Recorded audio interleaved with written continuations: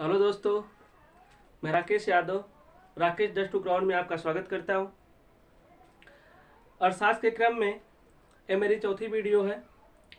आज हम लोग एक नया चैप्टर राष्ट्रीय आय को पढ़ेंगे।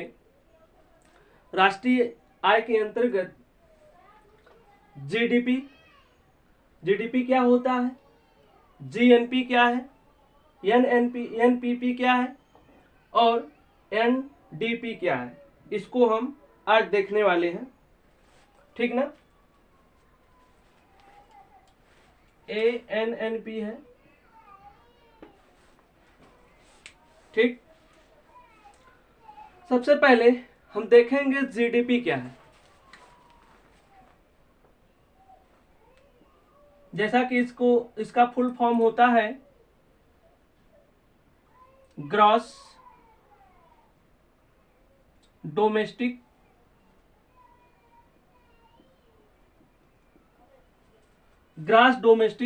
प्रोडक्ट।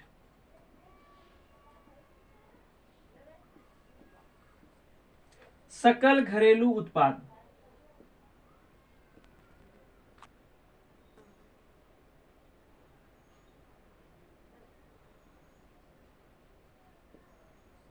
सकल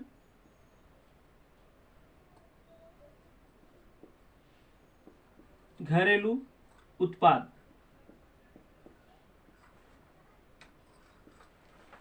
सबसे पहले हम इसको देखेंगे। जैसा कि इसमें घरेलू शब्द जुड़ा हुआ है, डोमेस्टिक, ग्रॉस डोमेस्टिक प्रोडक्ट, सकल घरेलू उत्पाद।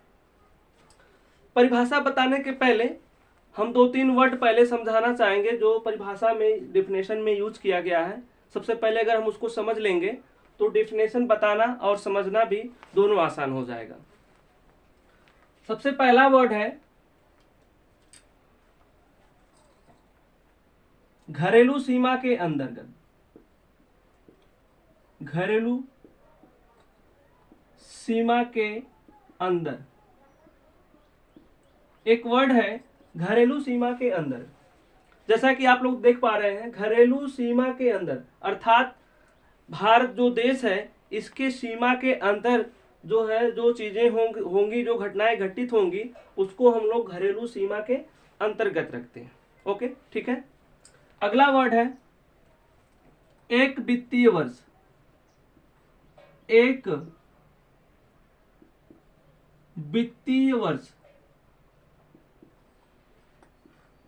इसको देख लेते हैं। एक वित्तीय वर्ष का मतलब इसमें ज्यादा कुछ बताना नहीं है। एक वर्ष अर्थात एक वर्ष के अंतर्गत जो भी आय व्यय है ना, जो कुछ भी होता है उसको हम लोग एक वित्तीय वर्ष कहते हैं। ठीक।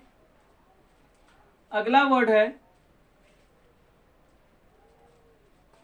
उत्पादित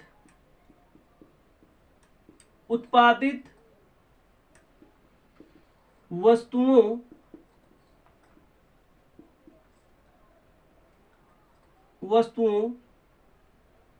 एवं सेवाओं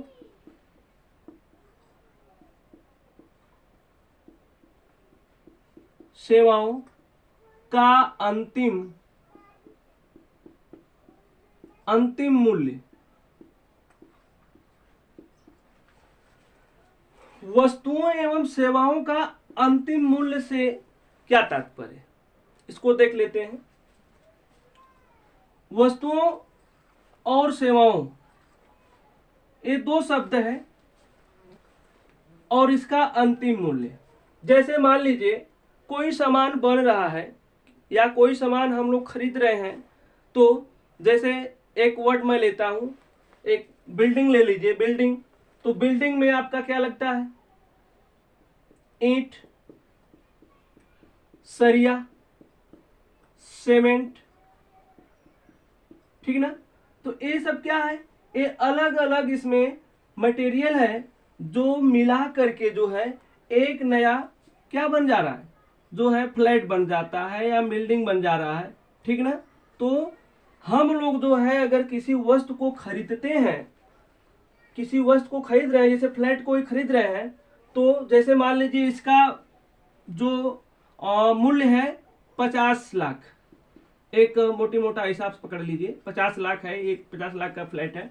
तो इसमें हमने ईंट, सरिया, सीमेंट आदि चीजों को मिला करके हमने जो है क्या एक फ्लैट बना दिया, और इसको जो हम जब बेचेंगे या हम खरीदने जाएंगे तो इसका मूल्य आपको बताया जाएगा कि कितना है, 50 लाख।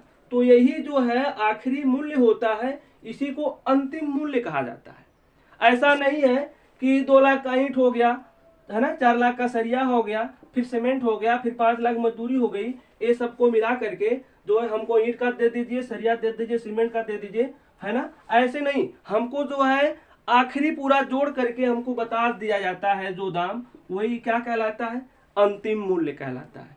ठीक ना, समझ में आ गया। चलिए आगे चलते हैं।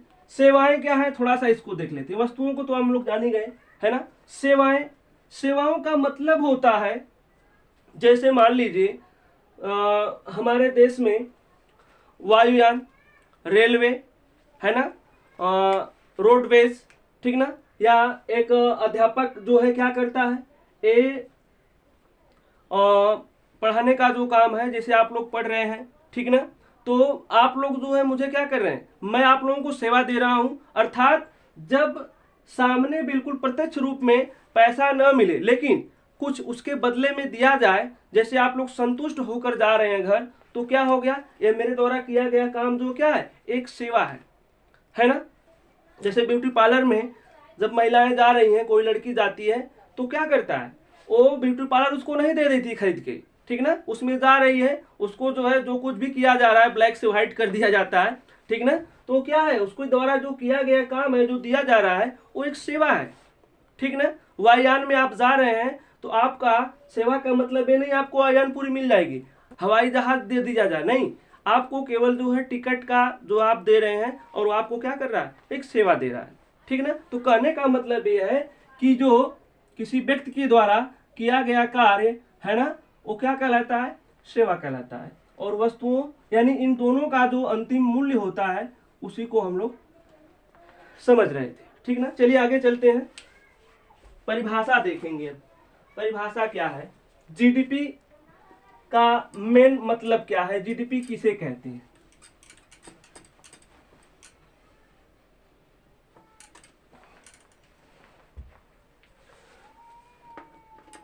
जीडीपी का मतलब होता है एक घरेलू सीमा के अंतर्गत, किसी देश के घरेलू सीमा के अंतर्गत एक वित्तीय वर्ष में, घरेलू सीमा के अंतर्गत एक वित्तीय वर्ष में उत्पादित वस्तुओं एवं सेवाओं का अंतिम मूल्य ही क्या कहलाता है, जीडीपी कहलाता है। फिर से समझ लीजिए, किसी देश के अंतर्गत घरेलू सीमा के अंदर जितने भी, है ना, एक वित्तीय वर्ष में जितने भी वस्तुएं बन रही हैं, ठीक ना, जितने भी प्रोडक्ट बन रहे हैं, उनका जो अंतिम मूल्य होता है ना, वही क्या कहलाता है, जीडीपी कहलाता है। समझ में आ रहा है। अर्थात जितनी भी वस्तुएं बन रही हैं, उसका टैक्स जो है गवर्नमेंट के पास जमा हो रहा है, ठीक ना, चाहे वह विदेशी कंपनियों का के द्वारा बनाया गया वस्तु हो या सामान की बिकवाली हो, चाहे भारतीय द्वारा हो, है ना, ये सारी चीजें जो भारत में जो आय और व्यय हो रहा है, जो कुछ भी गवर्नमेंट के पास जमा हो रहा है, उसी को हम लोग क्या कहते हैं, जीडीपी कहते हैं, ठीक ना।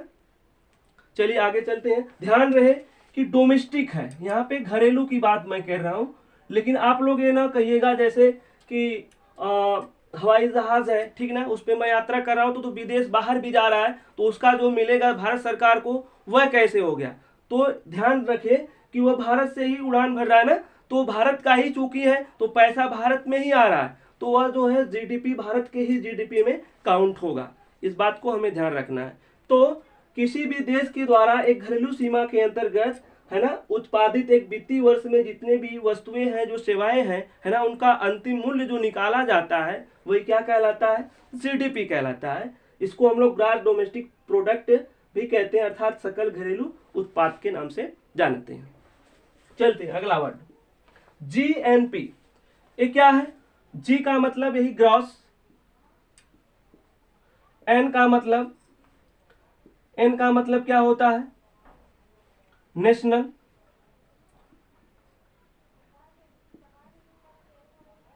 नेशनल। पी का मतलब प्रोडक्ट। ग्रॉस नेशनल प्रोडक्ट, सकल राष्ट्रीय उत्पाद।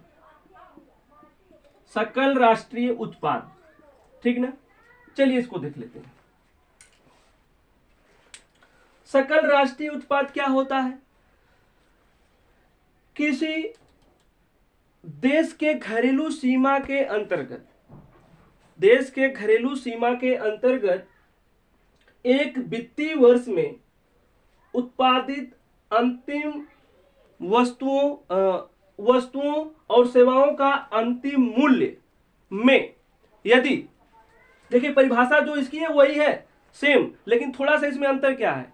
किसी देश घरेलू सीमा के अंतर्गत उत्पादित एक वित्तीय वर्ष में वस्तुओं और सेवाओं का जो अंतिम मूल्य है, यदि उसमें विदेशियों के द्वारा, जो भारत में विदेशी आकर के यहाँ पे अर्न कर रहे हैं, जो कमा रहे हैं, यदि विदेशियों के द्वारा कमाए गए धन को माइनस कर दें, निकाल दें, और जो भारतीय विदेशों में जा करके पैसे कमा रहे हैं, धन कमा रहे हैं, उसको जोड़ दें, तो ये क्या कहलाता है? जीएनपी कहलाता है। क्लियर है? जैसे हम देख लेते हैं, ऐसे यहाँ पे जीएनपी बराबर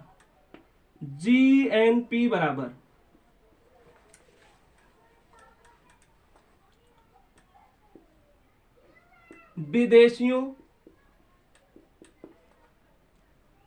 द्वारा भारत में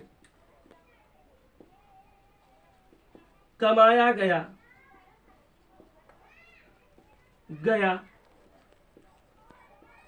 विदेशियों द्वारा कमाया गया धन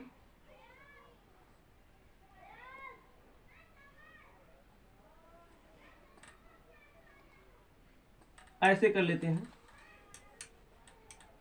जीएनपी बराबर जीडीपी, ऐसे कर लेते हैं, जीडीपी माइनस, जीडीपी में से घटा देंगे विदेशियों के द्वारा कमाया गया धन,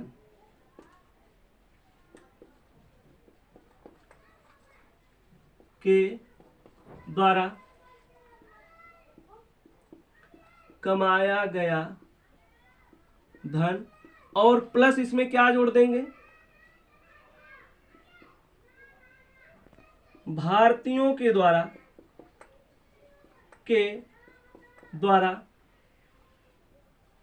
विदेशों में,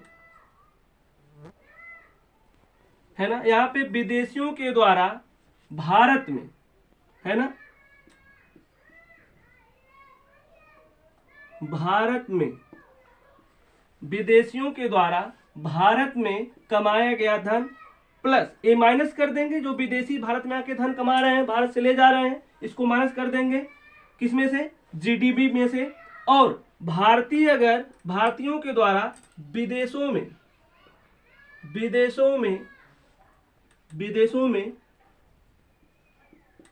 कमाया गया धन, इसको क्या कर देंगे?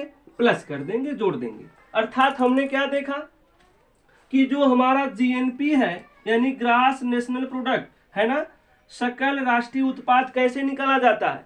जो हमारा जीडीपी है, यदि जीडीपी में से विदेशियों के द्वारा जो भारत में पैसा कमाया जा रहा है उसको घटा दें, और जो भारत के रहने वाले हैं अगर विदेशों में जो पैसा कमा रहे हैं उसको जीडीपी में जोड़ दें, तो यह हमारा क्या निकल के आ जाएगा? वो जीएनपी निकल के आ जाएगा, ठीक ना, सकल राष्ट्रीय उत्पाद निकल के आ गया, ठीक ना। तो अब तक हमने क्या देखा? सकल घरेलू उत्पाद क्या होता है, जीडीपी क्या होता है। यदि हम जो है किसी एक देश के घरेलू सीमा के अंतर्गत, है ना, एक वित्तीय वर्ष में उत्पादित अंतिम वस्तुओं और सेवाओं का जो अंतिम मूल्य होता है वो जीडीपी हो गया। और इसी में से यदि हम भारतीयों के द्वारा जो कमाया गया विदेशों में धन है उसको प्लस कर देते हैं, अब विदेशियों के द्वारा जो भारत में कमाया गया धन उसको माइनस कर देते हैं, तो क्या हो जा रहा है, हमारा जो है सकल राष्ट्रीय उत्पाद निकल जा रहा है। क्लियर हो गया एकदम। चलिए आगे चलते हैं। एनएनपी क्या है? एनएनपी और एनडीपी मैं दोनों इसको लगातार लिखा हूं, इसके बगल में लिखा हूं ताकि आपको समझने में आसान हो। अगर हम जीडीपी में से और जीएनपी में से दोनों जी को हटा दें, दोनों जी को हटा देते हैं तो क्या बचता है, इसमें से अगर जी को हम हटा दें और एन को यहाँ जोड़ दें, यहाँ पे एन को जोड़ दें और यहाँ पे एन को जोड़ दें, तो क्या हो जा रहा है, एनडीपी। देखिए एनडीपी एनडीपी क्लियर है। यहाँ पर भी देखिए मैं जी को हटा दिया, एन को जोड़ दिया, तो एनएनपी एनएनपी। अब इसको समझ लिए, दोनों जो है इससे रिलेटेड है, इसलिए मैं दोनों को नीचे लिखा हूं। क्या है देखते हैं। एन का मतलब यहां पर क्या हो जाएगा, नेट नेशनल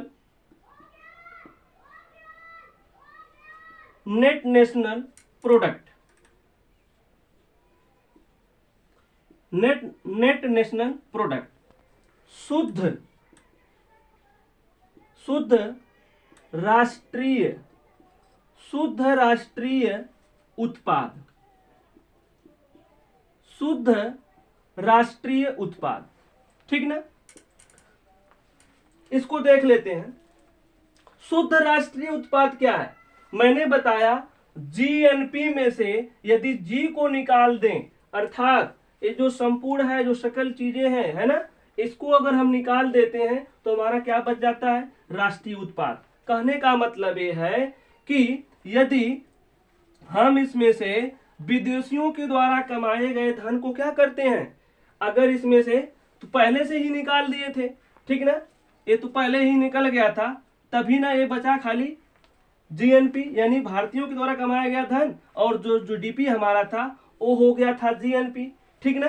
तो शुद्ध राष्ट्रीय उत्पाद क्या होता है, थोड़ा सा हम ये देखते हैं।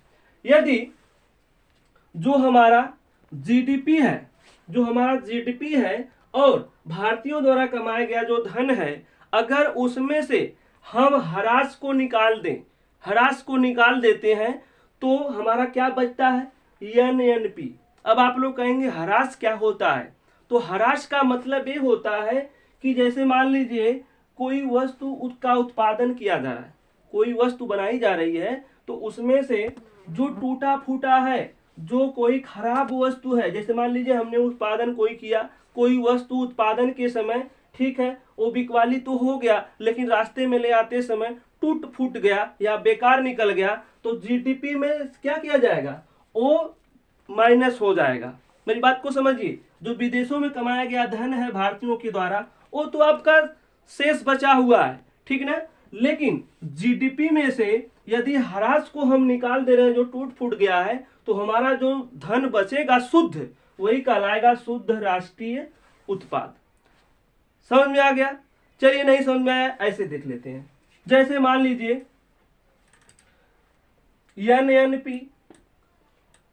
एनएनपी बराबर क्या है, एनएनपी बराबर, ठीक ना,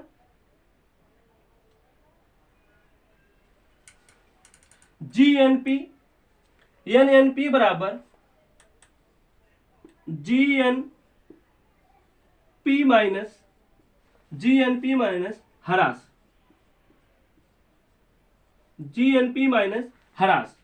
ह्रास आप लोग देख लीजिएगा यहाँ पे थोड़ा सा। ह्रास क्या है, मैं इसे लिख दिया।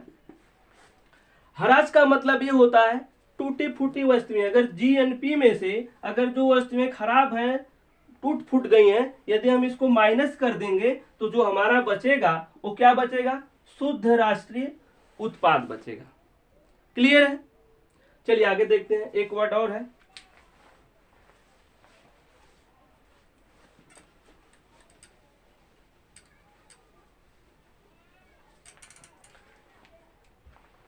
एनडीपी।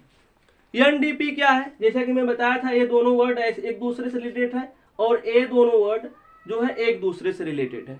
जैसे अगर हम सकल घरेलू उत्पाद में से, है ना, सकल घरेलू उत्पाद में से यदि हम क्या कर दे रहे हैं, ह्रास को माइनस कर दे रहे हैं, NDP। यदि NDP बराबर क्या होता है, यदि GDP में से हम क्या कर दे रहे हैं, ह्रास को, है ना, ह्रास को यदि हम घटा दे रहे हैं तो हमारा क्या निकल के आ जा रहा है, NDP निकल के आ जा रहा है। बात समझ में आ रही है। ह्रास का मतलब डिप्रेसिएशन होता है, ठीक ना। यहाँ पे आप लिख सकते हैं इंग्लिश में भी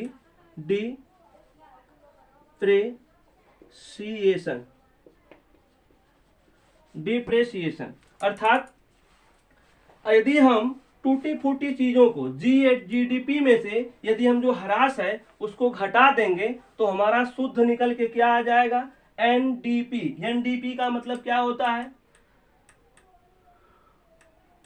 NDP का मतलब क्या होता है, शुद्ध घरेलू उत्पाद। शुद्ध घरेलू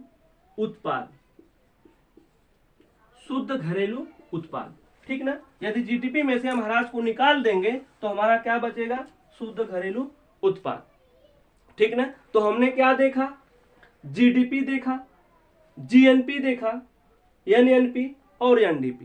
थोड़ा सा एक बार रिकॉल कर लेते हैं फटाफट, ठीक ना, क्योंकि रिवीजन बहुत जरूरी है। सकल घरेलू उत्पाद क्या होता है, यदि किसी देश के सीमा के अंदर एक वित्तीय वर्ष में उत्पादित वस्तुओं और सेवाओं का जो अंतिम मूल्य होता है उसी को हम क्या कहते हैं, GDP कहते हैं। क्लियर है। यदि उसी GDP में से हम विदेशियों द्वारा कमाए गए धन को माइनस कर देते हैं, ठीक ना, भारत में जो कमा के भारत से ले जाते हैं और भारतीयों के द्वारा विदेशों में कमाए गए धन को यदि हम जोड़ देते हैं, प्लस कर देते हैं, तो हमारा क्या निकल के आ जाता है, सकल राष्ट्रीय उत्पाद निकल के आ जाता है। और इन्हीं दोनों में से यदि हम ह्रास को माइनस कर देते हैं, डिप्रेसिएशन कर देते हैं, तो हमारा शुद्ध राष्ट्रीय उत्पाद निकल के आ जाता है। अगर GNP में से कर देते हैं और GDP में से यदि हम ह्रास को माइनस कर देंगे, ठीक ना, तो हमारा क्या निकल के आ जाएगा, NDP, शुद्ध नेशनल उत्पाद, ठीक ना, नेट डोमेस्टिक प्रोडक्ट। क्लियर है। चलिए एक चीज और हम देखेंगे,